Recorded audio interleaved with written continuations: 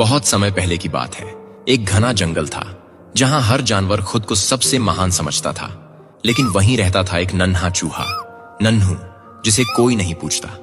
नन्हू चुपचाप, शांत और बहुत ही समझदार था, लेकिन उसे कभी किसी ने गंभीरता से नहीं लिया। वो जब किसी की मदद की कोशिश करता तो जानवर हंसते और कहते, तू तू क्या कर पाएगा। एक दिन जंगल में हड़कंप मच गया। राजा हाथी, जंगल का सबसे बड़ा और ताकतवर प्राणी, एक गहरे दलदली गड्ढे में गिर गया। शेर, भालू, भेड़िए, सबने कोशिश की, लेकिन हाथी बहुत गहराई में था। रस्सियां खींची गईं, पेड़ गिराए गए, कुछ काम नहीं आया। तभी सबके बीच से नन्हू चूहा धीरे से आगे आया। सारे जानवर हंस पड़े। तू भी आया है हाथी को बचाने, चल जा यहां से। लेकिन नन्हू ने कुछ नहीं कहा।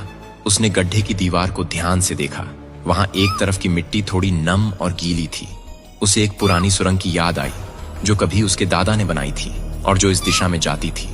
नन्हू चुपचाप वापस मुड़ा और भागा अपने पुराने बिल की ओर। वहां से वो सैकड़ों मीटर लंबी एक संकरी सुरंग में घुस गया।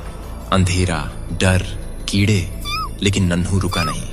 वो जानता था कि सुरंग एक झील से सटी है और अगर वो झील की दीवार में एक छेद कर दे तो पानी उस गड्ढे में बह सकता है। नन्हू ने अपने पैने दांतों से दीवार की मिट्टी कुतरनी शुरू की। धीरे धीरे कण कण मिट्टी हटी और आखिरकार एक पतली सी धारा बहने लगी। थोड़ी ही देर में झील का पानी गड्ढे की तरफ बह गया। पानी ने गड्ढे की एक तरफ की मिट्टी गीली कर दी और कुछ ही देर में वहां ढलान बन गई। हाथी समझ गया, यही मौका है।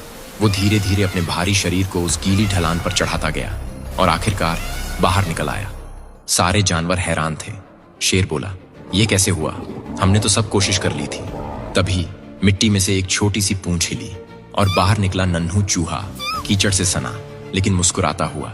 हाथी ने अपनी सूंड से नन्हू को उठाया और सबके सामने कहा, ताकत से नहीं, समझ से रास्ता निकलता है और जिसे तुम छोटा समझते हो वही सबसे बड़ा काम कर जाता है।